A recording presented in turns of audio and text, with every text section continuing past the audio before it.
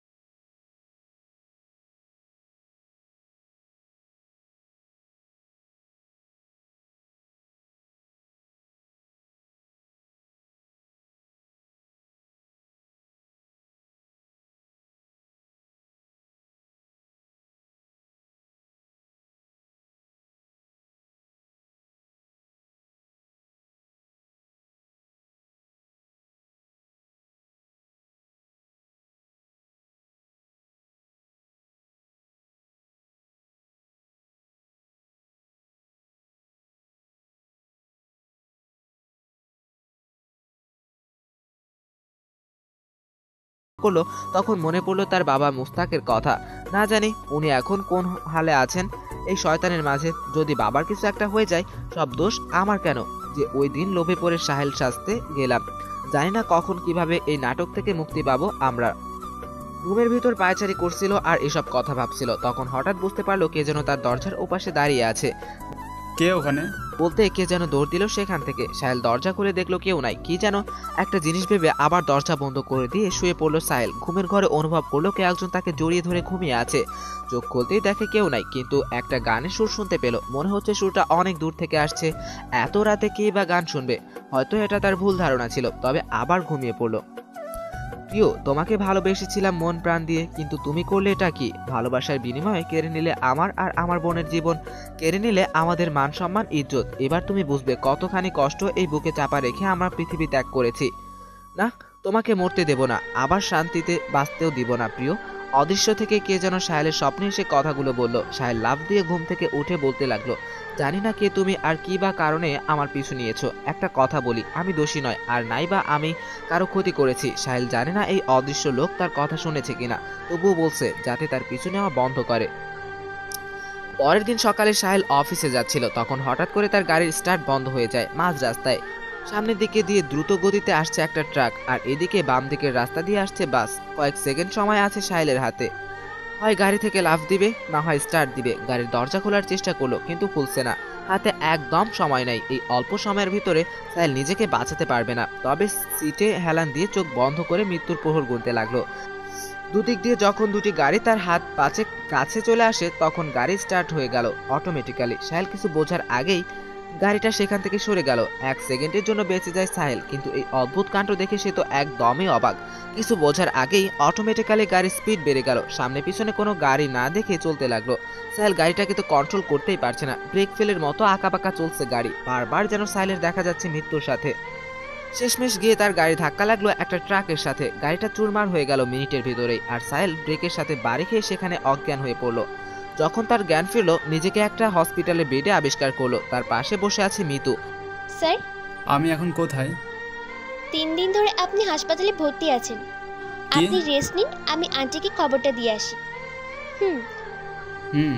মিতু যেতেই সাহেলের মনে পড়লো 4 দিন আগে যে একজন বলেছিল টাকা দিতে, না হলে তার বাবাকে মেরে ফেলবে। সাহেল বেড থেকে তার ফোনটা হাতে নিয়ে দেখে ওই নাম্বারে কল দিতে যাবে, তার আগেই দেখে ওই নাম্বার থেকে MMS এসেছে।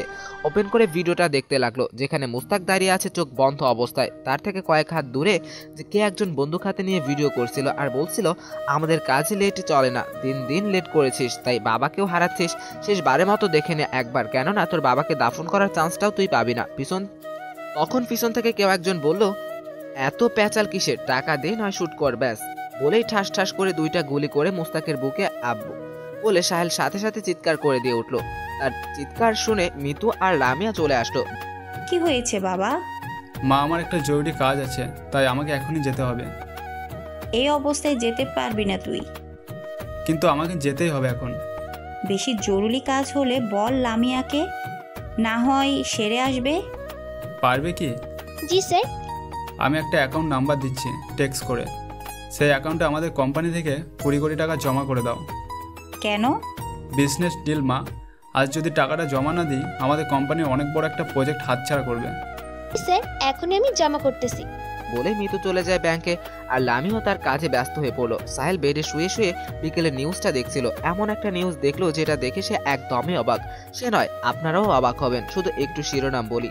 6 মাস আগে পুলিশের গুলিতে মৃত্যুবরণ করা 2 আসামি জিসান ও সিয়ামের মৃতদেহ পাওয়া গেল ব্যাংকে, আর তাদের কাটা যৌনাঙ্গ ঝুলে আছে বাংলাদেশের সিলেট শহরে।